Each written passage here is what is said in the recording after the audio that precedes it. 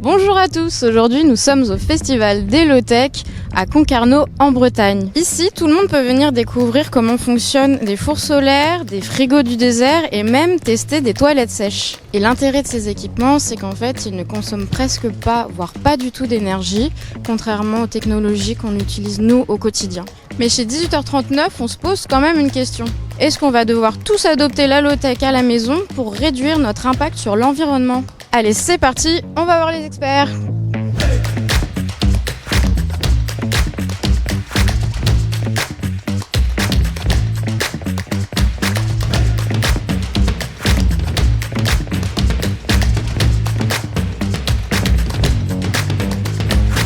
Je m'appelle Corentin, je suis ingénieur breton et je suis parti il y a 6 ans avec ce bateau qui est un laboratoire pour tester, pour découvrir d'abord, tester et documenter des innovations low-tech partout autour du monde. On s'est arrêté dans 25 pays et on a étudié une 50aine de technologies. Et il y a une escale en Thaïlande où j'ai testé une 30aine de ces technologies-là sur une plateforme flottante, un radeau de bambou, pour voir à quel point je pouvais être autonome et pour pouvoir bien maîtriser l'écosystème, la combinaison de low-tech que j'avais créée.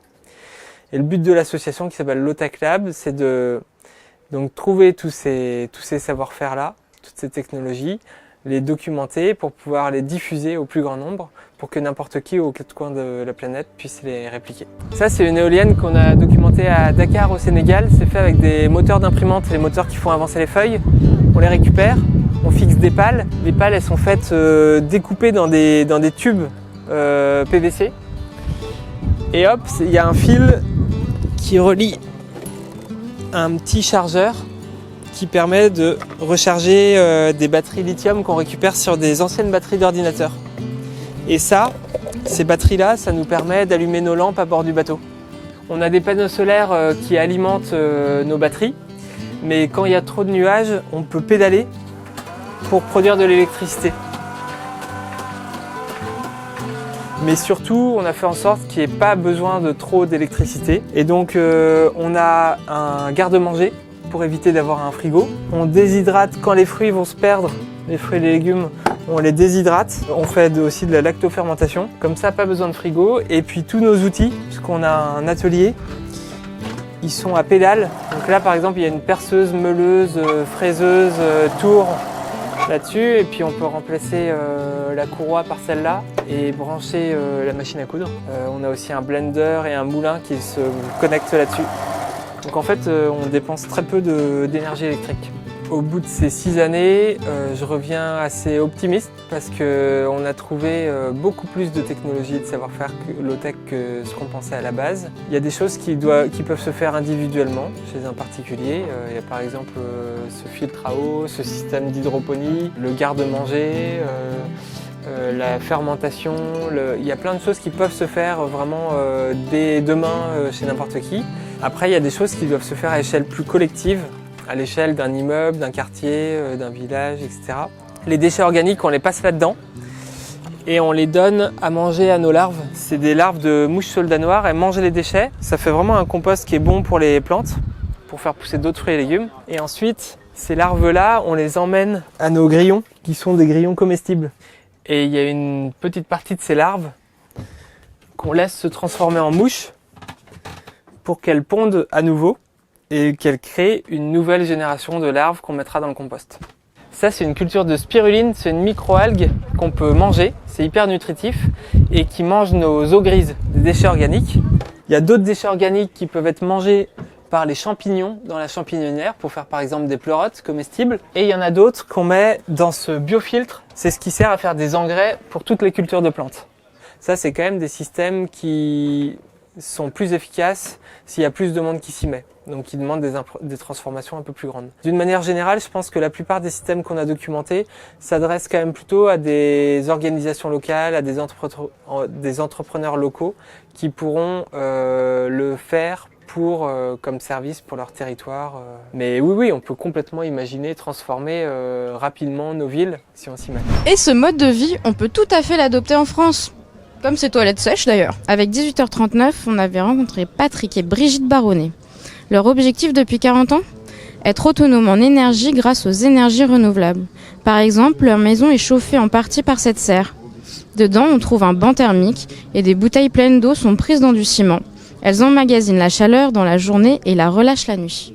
Ce qui est important de comprendre, c'est qu'on ne se prive de rien et qu'on ne manque de rien. Parce qu'on a un mode de vie qui est assez différent de la moyenne des Français. Nous, on a consacré, heureusement, enfin avec bonheur, je dirais, notre vie pour témoigner qu'un autre mode de vie est possible et que c'est celui-là qui va aider à nous sortir du merdier dans lequel tout le monde est en ce moment avec la civilisation de consommation. C'est très inspirant. Mais est-ce qu'on peut vraiment l'adopter sans changer radicalement notre mode de vie ? On va poser la question à Clément. On l'avait rencontré alors qu'il testait la vie dans une mini-maison low-tech. Il utilisait un capteur en ardoise pour chauffer la maison, la phytoépuration pour filtrer l'eau de sa douche, un garde-manger pour remplacer le frigo ou encore des toilettes sèches. La question du confort elle nous est beaucoup posée. Pour moi, cette maison, c'est pas une question de confort, ça va plus loin, c'est plus une question de qualité de vie en fait. Et elle est incroyable. J'ai l'impression de vivre dans un vaisseau spatial immobile qui me permet de vivre en phase avec mes valeurs, retrouver justement l'importance des choses vitales, d'accès à l'eau, à l'énergie, et donc de se concentrer sur ses besoins primaires plutôt qu'aller s'éparpiller dans le superflu dans lequel on baigne au quotidien. La question d'habiter une tiny house, elle est un peu critique, parce que déjà c'est du neuf, alors qu'on a plein de bâtiments qui existent et c'est vachement plus low-tech d'utiliser l'existant. Et donc là on travaille pas mal à de la rénovation de maisons, enfin la mienne, pour faire à peu près la même chose sur une vieille maison de cœur de ville. Déjà on a jamais tiré de chasse d'eau dans cette maison, ça fait 2 ans qu'on est dedans et on a directement mis des toilettes sèches et un garde-manger.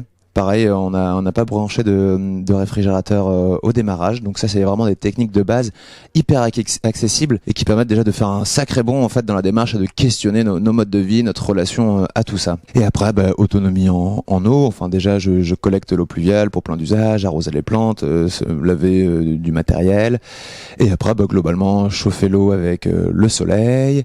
Je pense que cette démarche, elle va devenir de plus en plus accessible. Et surtout de plus en plus désirable, déjà de plus en plus nécessaire vis-à-vis du coût, primaire en fait de la dimension sociale et économique. Aujourd'hui, l'énergie va être de plus en plus chère. C'est ça qui est marrant aussi avec cette maison, c'est que comparé à plein d'autres produits qui deviennent obsolescents, ton téléphone, ton ordi, ta téloche, etc., donc qui sont de moins en moins bien avec le temps, cette maison, elle a 3 ans et demi, 4 ans, et en fait, elle est mieux aujourd'hui qu'il y a 4 ans. Elle s'améliore en fait parce que les conditions du monde s'empirent, avec l'inflation, avec tout ça. Et donc dans 10 ans, elle sera encore plus juste que maintenant. Et donc c'est aussi un encouragement, c'est investir dans la bonne direction en fait. Et donc oui, je pense qu'il va y avoir de plus en plus de monde. Et là, quand je vois tous les enfants qui la visitent et qui sont complètement fans, je pense que c'est un message hyper touchant et encourageant pour continuer dans cette direction. Et voilà, cette vidéo est terminée. Si elle vous a plu, n'hésitez pas à la liker et à vous abonner à notre chaîne YouTube. En attendant, on se dit à bientôt.